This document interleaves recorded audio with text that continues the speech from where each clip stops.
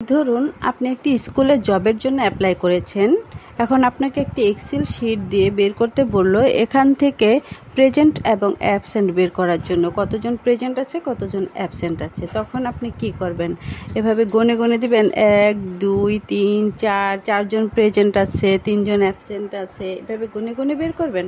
তাহলে তো আপনাদের অনেক সময় লাগবে। আমি 3জন আর 4জন আছে প্রেজেন্ট এভাবে লিখলাম, তাহলে তো আমাদের সারাদিন লেগে যাবে, অনেক সময় লাগবে, এমনকি সারাদিনে কাজটা শেষ নাও করতে পারেন। তো এই কাজটাকে আমরা এক্সেল শিটের মাধ্যমে একটা ফর্মুলা অ্যাপ্লাই করে খুব সহজে বের করতে পারবো। ফর্মুলা ইউজ করে মাত্র 1 মিনিটের মধ্যেই কাজটাকে বের করে ফেলতে পারবেন। এই জন্য আমাদের যে প্রেজেন্টের নিচের ঘরে একটা ইকুয়াল দিব, তারপরে কাউন্ট ইফ লিখবো।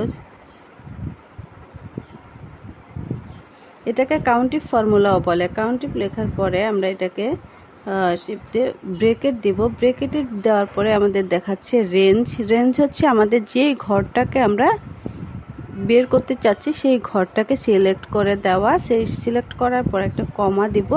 এখন হচ্ছে আমাদের ক্রাইটেরিয়া। ক্রাইটেরিয়া দেওয়ার জন্য আমরা একটা ইনভার্টেড দিব। ইনভার্টেড কমার ভিতরে আমাদের যেই মানটাকে বের করতে বলছি, যেমন প্রেজেন্ট বের করলে প্রেজেন্টের বড় হাতের পি দিব, তারপরে আবার ইনভার্টেড কমা দিয়ে ব্র্যাকেটটা ক্লোজ করে দেব।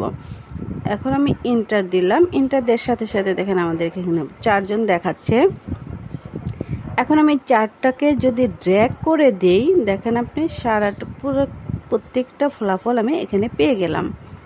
সেমভাবে আপনি অ্যাবসেন্ট বের করার সময় আপনি ইকুয়াল দিবেন, COUNT count if formula use করবেন, ব্রেকেট দিবেন, ব্রেকেটের পরে আমার রেঞ্জ, আবার একইভাবে আমি এই রেঞ্জটাকে সিলেক্ট করে দিচ্ছি। সিলেক্ট করার পরে আমাদের কমা দিতে হবে। কমার পরে আমার ক্রাইটেরিয়া চাচ্ছে, ক্রাইটেরিয়া আমি ইনভার্টেড কমা দিলাম। এতক্ষণ দিয়েছি আমি প্রেজেন্টেরটা, এখন আমি দিব অ্যাবসেন্টের জন্য এ দেওয়ার পরে আবার ইনভার্টেড ক্লোজ করে দিলাম। ইনভার্টেড করার পরে আমি ব্রেকেট দিয়ে ক্লোজ করে দিলাম। এখন আমি যদি এবার এন্টার দিই, দেখেন আমার যে 3জন অ্যাবসেন্ট আছে এসে পড়েছে। এখন আমি যদি নিচের দিকে ড্র্যাগ করে দিই, সবগুলো ফলাফল আমার এখানে এসে গেছে।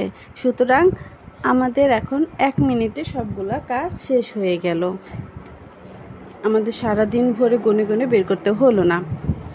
আমার ভিডিওটি যদি ভালো লাগে অবশ্যই একটি লাইক করবেন এবং সাবস্ক্রাইব করে পাশে থাকবেন। আল্লাহ হাফেজ, আসসালামু আলাইকুম। সবাই ভালো থাকবেন।